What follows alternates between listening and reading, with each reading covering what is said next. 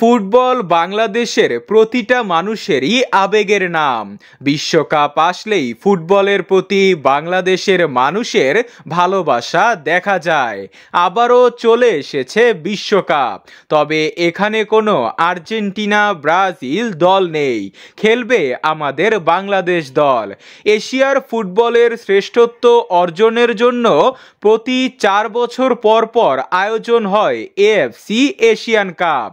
এটি এশিয়া ফুটবলের দলগুলোর জন্য বিশ্বকাপ, যেখানে একবারও শিরোপা জিততে পারেনি বাংলাদেশ দল। তাই এবারের এশিয়ান কাপ জিততে অলরেডি বাংলাদেশ দলে ভিড়িয়েছে বাংলাদেশি বংশোদ্ভূত লেস্টার সিটির সুপারস্টার হামজা চৌধুরীকে। এবার হামজার পর বাফুফে প্রবাসী বাংলাদেশি ফুটবলারদের উপর আলাদাভাবে কাজ করছে। বাফুফে এশিয়ান কাপের আগে বাংলাদেশ দলে ভিড়াতে চলেছে 2 বিদেশি তারকা ফুটবলারকে।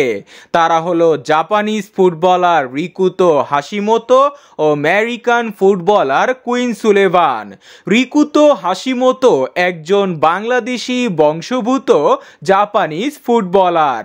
তার মা জাপানিজ ও তার বাবা বাংলাদেশি। সম্প্রতি বার্সেলোনা ও স্পেনের কিংবদন্তি ফুটবলার ইনিয়েস্তার শেষ ক্লাব ভিসেল কোমিতে যোগ দিয়েছেন তিনি। তার স্বপ্ন তিনি লাল সবুজ জার্সি গায়ে বাংলাদেশের হয়ে মাঠ মাতাবেন। ওদিকে রিকুতো হাশিমোতোর পর বাংলাদেশের হয়ে খেলতে আগ্রহ দেখিয়েছেন আমেরিকার ফুটবলার কুইন সুলেভান।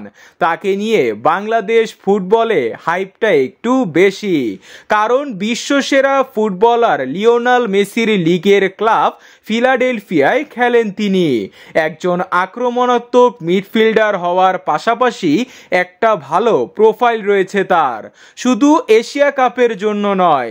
তিনি আসলে বাংলাদেশের তরুণ ফুটবলারদের যেমন উন্নতি হবে, ঠিক তেমনি তার আন্তর্জাতিক অভিজ্ঞতা দলকে সাহায্য করবে। তাকে খুব শীঘ্রই বাংলাদেশ জাতীয় দলের হয়ে দেখা যাবে।